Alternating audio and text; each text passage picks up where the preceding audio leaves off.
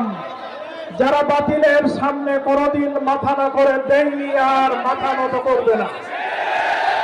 আমরা রক্ত দিতে শিখেছি, আমরা ফাঁসির মঞ্চে দাঁড়িয়ে জয়গান গেতে শিখেছি।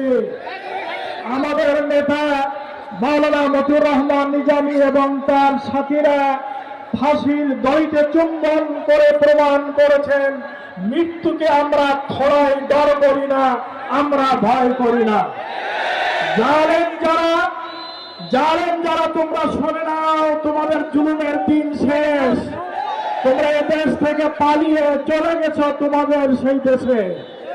অতএব ফাঁসিবাদের দিন শেষ, জালেমের দিন শেষ।